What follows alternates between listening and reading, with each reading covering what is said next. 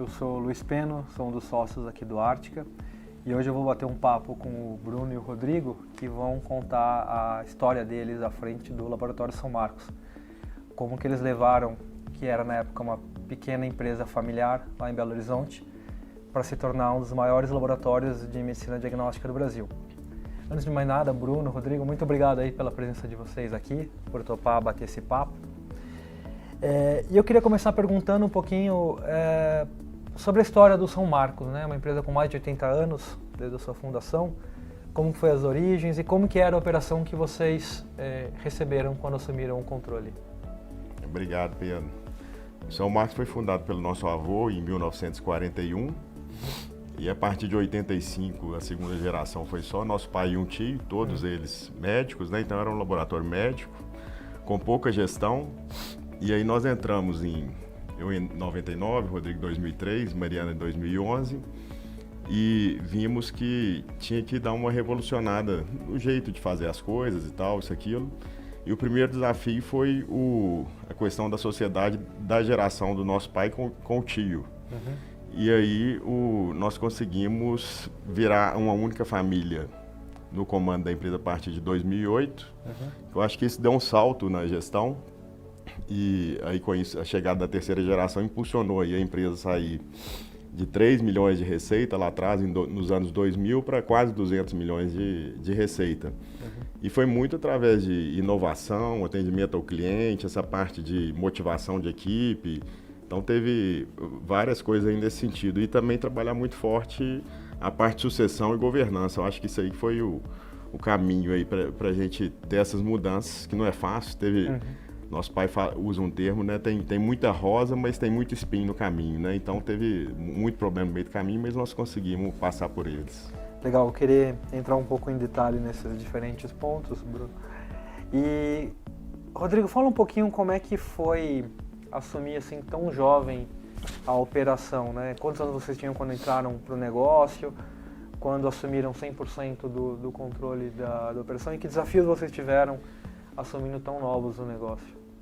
Bom, Pedro, também queria agradecer a oportunidade de contar um pouquinho a história de São Marcos. Acho que tanto eu quanto o Bruno, a gente entrou, logo que a gente entrou na faculdade, nós dois somos formados em administração de empresas e entramos com 18 para 19 anos como estagiários e lá de baixo mesmo. Então entramos no almoxarifado, no estoque, depois estagiário do financeiro, depois na expedição e transportes, depois passando por faturamento. Então é como se fosse uma espécie de trainee que a gente fez.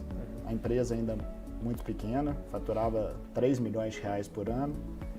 E acho que o desafio foi aprender na prática. Então a empresa não tinha uma geração de caixa, tinha uma dívida representativa. Então foi meio que na marra mesmo que a gente foi adquirindo conhecimento, na garra, na raça, para aprender, para fazer a empresa crescer, sendo que o líder de mercado em Belo Horizonte nessa época era 20 vezes maior do que o São Marcos.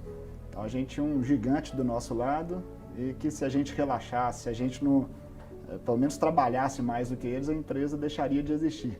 Sim. Então, apesar da imaturidade, de tanto que a gente era jovem, mas a vontade de fazer a empresa crescer, de conquistar espaço, de melhorar o atendimento, de colocar um pouco mais de profissionalização no negócio, deu certo, fez com que a empresa crescesse e a gente se tornasse melhores profissionais.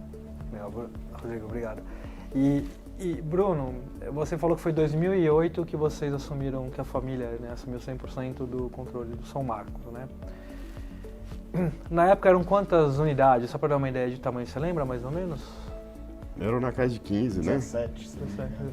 Era mais ou menos 17 unidades, umas 150 pessoas e 11 milhões de faturamento, mais ou menos na época. E quando... Crescia 5% a 7% ao ano. É basicamente a inflação, quase. Né? E depois, com a transação com a DASA em 2020, mais ou menos como que era a foto da empresa? Quanto que ela tinha crescido? Chegou a 76 unidades, 1.200 pessoas na equipe e 190 e poucos milhões de receita. E chegou a crescer, na média, 40% ao ano. Muito bom. Quais foram os principais falou um pouquinho de governança, gestão e cultura, né? Talvez, Rodrigo, quais os principais aspectos que te marcaram, assim, positivamente, que contribuíram para esse crescimento de São Marcos nesse período com vocês à frente da gestão? São Marcos tem, e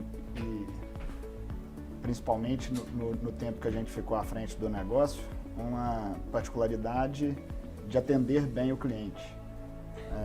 A área de saúde, de uma maneira geral, e principalmente laboratório, que não é prazeroso você ir ao laboratório. A maior parte dos exames você tem que fazer os exames de jejum, tem que chegar cedo, porque normalmente as pessoas fazem o jejum de manhã, tomar uma agulhada, que não é nada prazeroso, e na maior parte das vezes na expectativa pelo diagnóstico ou de uma doença ou de um tratamento que vai ter que passar. Não era muito um conceito de prevenção. Eu acho que uma característica marcante que fez com que a gente crescesse essa média de 40% ao ano foi colocar a cultura de encantar o cliente. Então, de não ser simplesmente tratar como um paciente, e sim como um cliente, ser bem atendido, surpreender o cliente, superar as expectativas dele nessa prestação de serviço, colocar um pouco de carinho, cuidado, atenção, chamar o cliente pelo nome, ele se sentir acolhido. Acho que isso, sem dúvida, foi uma cultura implementada através de muito treinar pessoas e a gente ser conhecido como o laboratório do coração. Então, o que fez com que o São Marcos crescesse, que tem muito ligado à cultura que a gente implementou nas 1.200 pessoas que trabalhavam na empresa, foi atender o cliente tão bem ao ponto de não só voltar, como ele indicar o São Marcos para os parentes e amigos dele. Em determinado ano a gente fez uma pesquisa de mercado, o que faz com que um cliente novo chegasse até o São Marcos. E mais de 60% desses clientes novos chegavam através de indicação de parentes e amigos. E o que mais faz um parente ou amigo indicar é um bom atendimento. Então, o nosso foco principal era encantar o cliente e atender ele muito bem. Acho que outro ponto que foi fundamental é que mais de 90% do resultado que a gente gerava, da geração de caixa que a gente tinha, a gente reinvestia no próprio negócio. Então, a gente tinha concorrentes que às vezes tinham uma distribuição de resultado um pouco maior para os acionistas, a gente sacrificou um pouco a distribuição para nós como ex-sócios em troca de reinvestir na empresa. Então, saímos de 17 unidades em 2018 para um pouco mais de 70 unidades em 2020. Então, era um reinvestimento constante em novas unidades, em novos serviços, em pessoas mais capacitadas, enfim, em todas as áreas da empresa, na profissionalização, e investimento gera resultado. Acho que isso marcou bastante aí, né? Perfeito. Pode completar aí? Claro. Uma coisa interessante também que trabalhou muito forte foi em pessoas, né? Então, a turma nossa, 80%, 90% nível operacional. Então, o que motiva um faxineiro, um porteiro, uma pessoa que ganha um salário pouquinho? A gente viu que era muita dificuldade em casa, então a gente tinha que fazer coisas diferentes para eles acordarem de manhã e abrir a unidade cedinho e estarem motivados lá para atender o cliente. E aí a gente trabalhou muito forte, né? Engajamento, cultura, treinamento, atendimento ao cliente.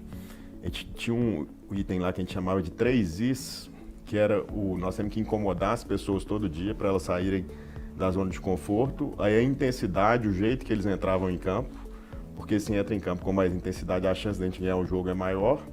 E a insatisfatina, que é bater uma meta, aí a gente falava, ótimo, parabéns, mas qual que é a próxima? Tá sempre insatisfeito com o resultado, buscando novos degraus.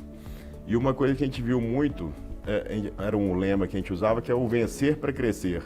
Se a pessoa vence na vida, ela cresce. Isso o São Marcos vencia no mercado, a gente crescia. Então, ou seja, o crescimento de um com o outro juntava a fome com a vontade de comer, né? Então, o São Marcos crescia, conquistava mais mercado e gerava mais oportunidade de trabalho para eles crescerem na empresa.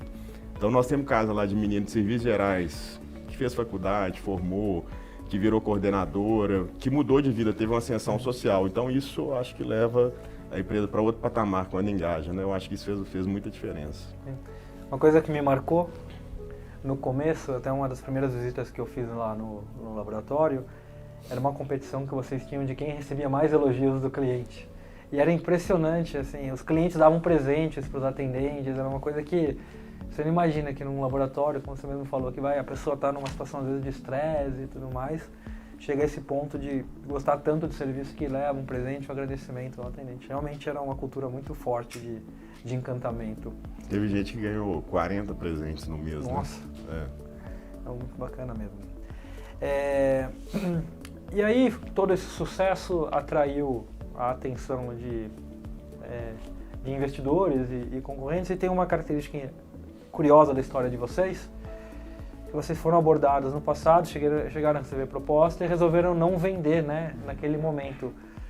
Foi até quando a gente se conheceu. Como que foi essa decisão naquele momento? O que vocês pensaram? Como foi essa de ser abordado, receber uma proposta, passar por uma diligência e resolver não vender? Em 2012 a gente vinha no ritmo de crescimento muito grande, aí teve alguns fundos que nos abordaram e tal, aí a gente não estava preparado, aí um amigo em comum, né, nos apresentou, a arte que apresentou você, e aí nós falamos, o que nós fazemos agora, né? Será que é o momento, não é? E tal, a gente achava que em uma hora isso ia acontecer, aí contratamos e fizemos um valuation para ver como que a gente estava. E falei assim, será que a gente vai para uma abordagem, nós vamos para uma diligência e tal, isso aqui? Ele falou, vamos aprender com esse negócio. Aí nós fomos, né, para a diligência e tal, e vimos que a empresa estava toda desorganizada, tinha um monte de passivo, pendência e tal, isso, aquilo. E aí nós pegamos uma lista junto com você, junto com o jurídico e tal. Nós temos que fazer um plano de ação aí de médio para longo prazo para organizar a casa para a empresa valer mais no futuro.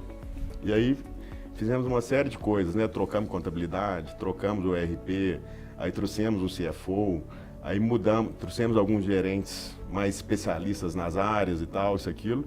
E isso é uma coisa que não é de curto prazo, né? Colocamos meta de ser auditado, sem ressalva, então demorou mais ou menos 3 anos para a primeira auditoria e tal. E esse para-casa interno aí, eu acho que foi atraindo, inclusive, talentos novos, né? Que a empresa antes era mais amadora e foi se profissionalizando. Então, acho que isso nos ajudou lá na frente para a gente ser mais bem visto aí pelo mercado, ser mais bem assediado e, inclusive, valer mais, né? Eu acho que isso fez uma diferença, né? Rodrigo, e pensando nessa questão de preparação, de evolução da governança da empresa, dos processos, o que mais te marcou? Ou quais os desafios que você achou mais complexos ou que mais relevantes para você e para a empresa? Acho que o desafio maior foi distanciar um pouco da operação, a gente trazendo executivos de mercado, a gente ir para o conselho. Isso demanda um período de adaptação, de não entrar na operação, não bypassar, não interferir na gestão do executivo que a gente contratou. Então, acho que isso foi o maior desafio, mas foi uma decisão sábia que a gente tomou, porque como a gente tinha o objetivo, o desejo da empresa passar por um processo de liquidez no futuro, estudando até, conversando junto com vocês, uma empresa que tem governança, que não depende do sócio no dia seguinte da operação, da transição e tal, isso puxa valor. Sim. Então, acho que, apesar de ter tido DRs, vamos dizer assim, discussões de relacionamento com os executivos que a gente colocou, a gente soube suprir esse desafio e fazer com que desse certo e transmitindo a nossa cultura para os executivos que a gente colocou. Perfeito, eu acho que é um ponto importante também, né? Não é só a gestão no dia a dia, mas garantir que a cultura continua no lugar. Tem um dilema disso aí, Pedro, que nós nascemos na operação, né? Então nós entendemos muito da operação e a turma, vamos dizer assim, tinha muita identidade com a gente. Aí quando a gente sai da operação e tal, isso aqui, a turma sente falta também, né? Então essa passagem de bastão, quanto mais bem preparada ela for, maior chance dela dar certo, né? Eu acho que esse é um desafio aí das empresas, fazer isso bem feito, né? Não é fácil. Sim. Quanto mais, até orgânico, né? Alguém que cresceu, passou um tempo junto para depois assumir uma posição, facilita, né? Teve alguns choques culturais aí no meio do caminho. Então, que é normal também, mas é importante saber. E também nesse meio do caminho vocês mudaram a chave, né? Então, de discutir uma eventual venda da empresa, que no primeiro momento acabaram não perseguindo, vocês resolveram fazer algumas aquisições e fizeram quantas aquisições, né, nesse período? Em 2016 a gente tinha um dilema, que a gente já estava com 30 e tantos % de participação de mercado na grande BH. A gente sabia que não dava mais para acompanhar esse ritmo de crescimento de 40% ao ano. Então, ou a gente vendia, ou a gente ia para novos negócios, novos serviços e novas regiões. E aí a empresa estava auditada, vamos dizer, gerava caixa e tinha crédito. Então aí nós usamos da Ártica mais uma vez, fizemos um marketing screening tanto de Minas quanto da Grande São Paulo e tal, para ver players interessantes que fariam sentido aí a gente comprar e ir para novos mercados, desde a área de imagem e desde a área de análises clínicas. Aí nós mapeamos mais de 150 players e tivemos lá pessoalmente tomando café com quase 100 donos aí de laboratórios e clínicas de imagem, que vários viraram, né, um MOU assinado, uma proposta não vinculante, vários foram para diligência e virou aí 6, 7 aquisições na Grande BH e Grande São Paulo. E aí foi um novo aprendizado também, que ir para novas regiões, novos serviços e empresas com cultura diferente, né? Então foi um desafio muito grande aí encarar essas mudanças aí, foi um desafio bem interessante aí, e difícil também, né? Sim. Vamos explorar um pouquinho essa questão de crescer por aquisição. Perguntar aqui para o Rodrigo, depois você complementa, Bruno. Olhando assim em retrospectiva, quais as principais lições, Rodrigo? Porque muitos empresários consideram crescer por aquisição. Vou comprar um competidor, comprar algum player regional. Vocês fizeram, acho que 7 aquisições. Mas que lições você tira, assim, o que funcionou, o que talvez você faria diferente em termos de adquirir outras empresas? Acho que o ponto mais positivo das aquisições foi a captura de sinergia. Então, o segmento de laboratório é um segmento que é bastante escalável e ao comprar um laboratório e colocar para dentro da nossa operação, a gente consegue reduzir significativamente, principalmente o custo de produção. Então isso aumentou nossa geração de caixa e trouxe bastante sinergia para a gente.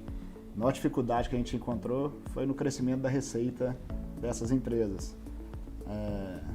Acho que esbarra um pouco na questão cultural, às vezes uma outra praça, outras pessoas para liderar a equipe que estava na empresa adquirida até então, outros compradores de serviço, às vezes a política do São Marcos de preço ou de boas práticas de gestão, que a gente enfrentou uma ou outra aquisição, uma dificuldade com relação a isso, que a gente não conseguiu crescer substancialmente a receita das empresas adquiridas, mas compensou pelo ganho de sinergia que a gente teve. E completando um pouco a pergunta anterior, além das 7 aquisições, os novos serviços também foram ponto-chave aí para o crescimento. A gente entrou no segmento de vacinas, que era um segmento que até então a gente não tinha, que contribuiu com mais de 15 milhões de receita até o período da venda da empresa. E o B2B, que é o laboratório de apoio, fazer exames para outros laboratórios, talvez foi um outro desafio muito grande, que no caso das aquisições, o máximo que a gente foi sair de Minas para vir para São Paulo. No caso do laboratório de apoio, que é a gente fazer exames para esses outros laboratórios, a gente chegou a ter cliente no Nordeste, no Sul do país, no Centro-Oeste. Então vive a complexidade logística, também é cultural, porque interfere diretamente no processo de atendimento do laboratório cliente nosso, mas representou aí mais de 30 milhões de receita no ano de 2020. Então, um outro desafio aí do novo serviço para a gente entrar para agregar no crescimento da empresa.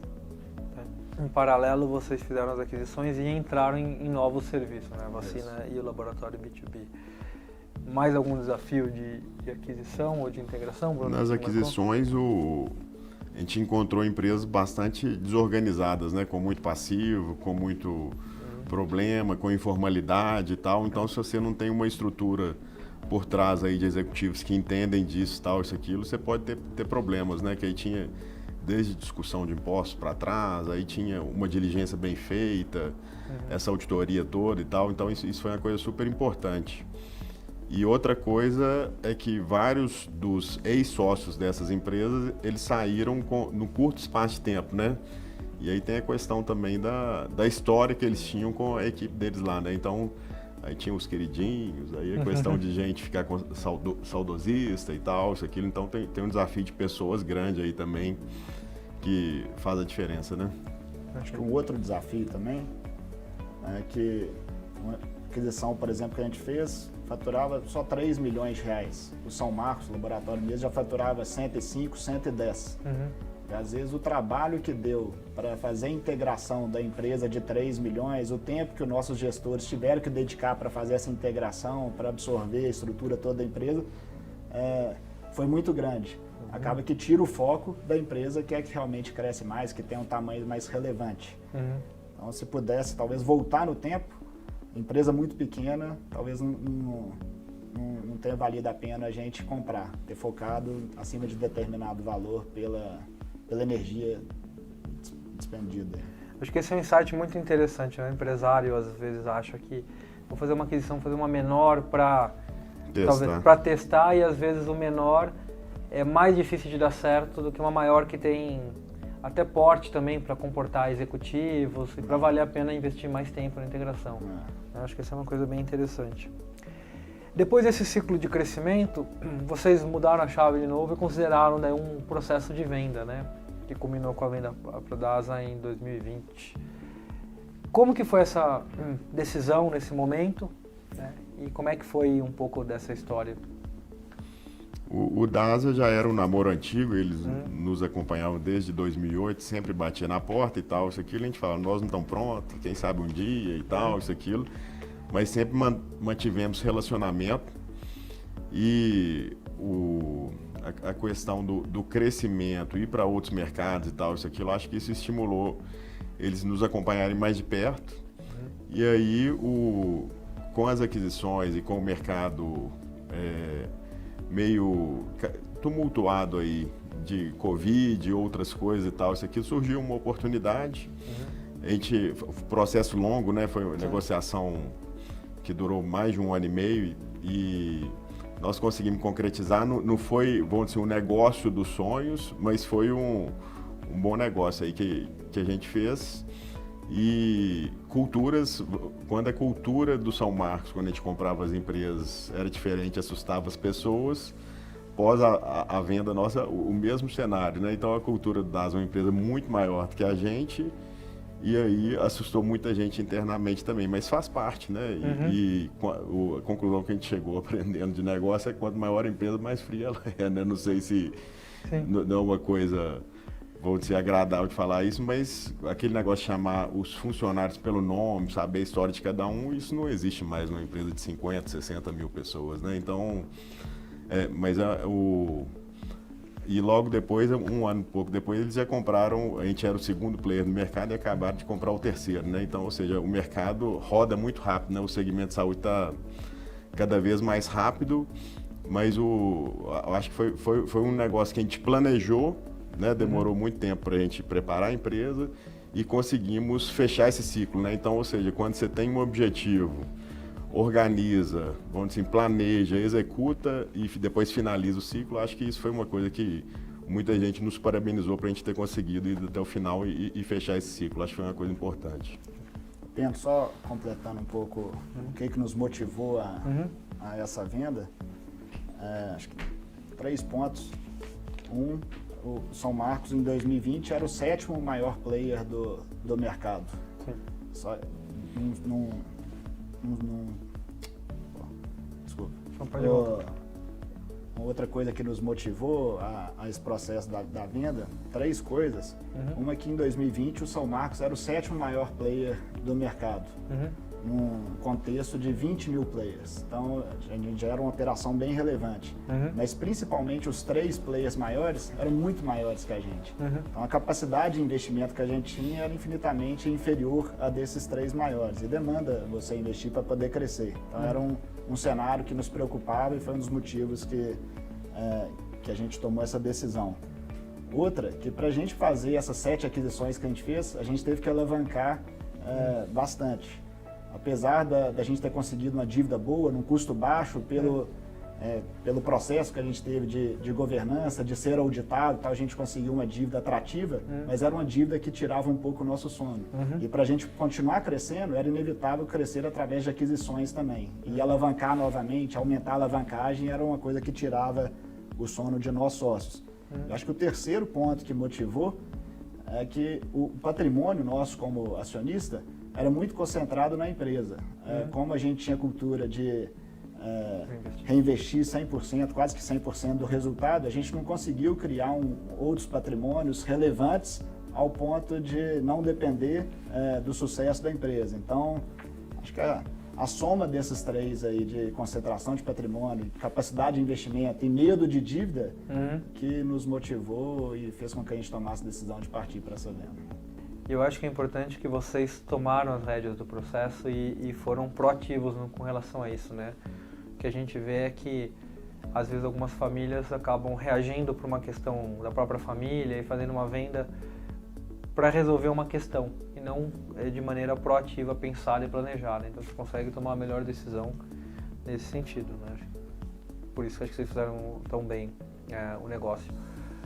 Apesar de ser durante a pandemia, com o Covid e tudo mais, que essa parte não facilitou em nada, né? Vou fazer uma pergunta agora sobre o Ártica. Na visão de vocês, quais foram as principais contribuições do Ártica nesse processo? O que vocês viram que nós podemos ajudar? Nós conhecemos o Penhano e a Ártica em 2012, né? E nós fechamos a operação final de 2020. Então, se for olhar, uma coisa que nós achamos muito importante, o papel da Ártica, é que não nos cobrou pressa de fechar a operação, né?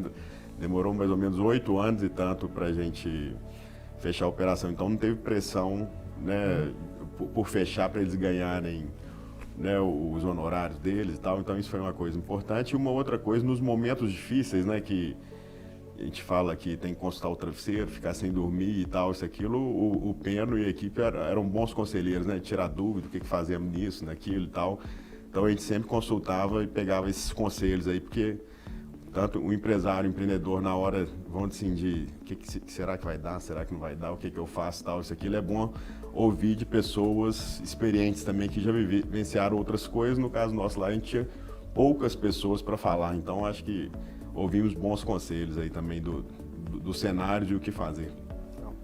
Ô Pino, acho que outro ponto que a gente vê como que foi bem relevante, importante para a gente a respeito à Ártica, que principalmente eu e Bruno somos bastante ansiosos. E a transação da nossa vida, às vezes um período sem uma resposta, é uma transação longa, tal, a gente ficava sem dormir, a gente ficava inquieto, com receios, com medos e tal, e a gente, como o Bruno disse, o consultar, o acalmar, é assim que as coisas funcionam.